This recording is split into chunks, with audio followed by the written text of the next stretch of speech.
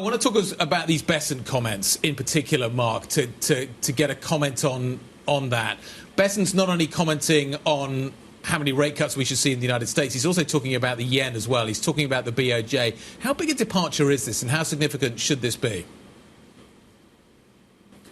I think given the precedent set by this administration in other fields, we're probably much less shocked than if this had come in any prior year.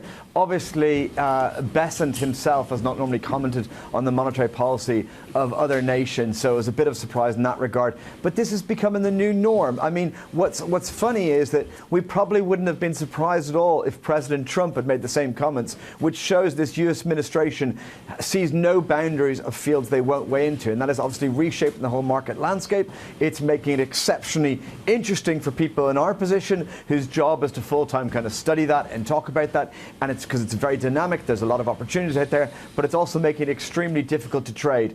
In the short term, we've also seen the yen strengthen. We saw a delayed move higher in JGB yields, but it has to be said that most of the move came this afternoon, long after those comments happened, which was last night, and even long after they kind of got really hyped up this morning. So that was a little bit of a delayed move, but certainly the yen absolutely reacted to these Bessent comments. Mark, if, for instance, we're getting the early hints that the Treasury and the Fed are going to be working together alongside the Trump administration, is there a trade off the back of that other than being the bearish dollar, as you just mentioned?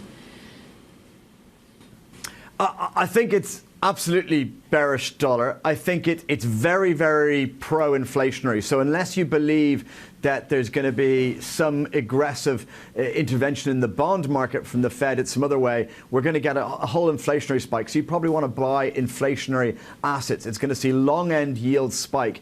Ultimately, that becomes initially positive for stocks, but it becomes problematic over the long term. But other assets that are pro-inflation probably do well. This is why crypto is surging. You probably get other assets like that, real assets that do well in this environment. And everything the Trump administration is doing to undermine institutional credibility and to pressure yields lower is essentially supportive for inflation, negative for the dollar. So that's the underlying backdrop here.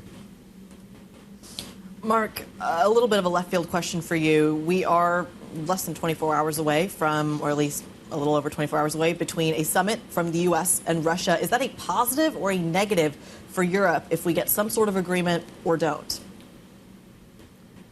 Yeah, I think expectations are very low, but actually I'm currently lost in this because I'm surprised by the fact that I kind of asked a few people this morning, and anecdotally it seems that the range of expectations is a little bit wider than I had previously thought. My thinking was that the vast majority of expectations that there'd be no big win out of this, but it seems that other people out there are putting a slightly higher probability on that there is some kind of at least superficial win out of this, that, you know, Trump gets some kind of concessions from Putin. Even if it's not a fair deal, it's something that the market reacts to positively in the short term. We'll have to see.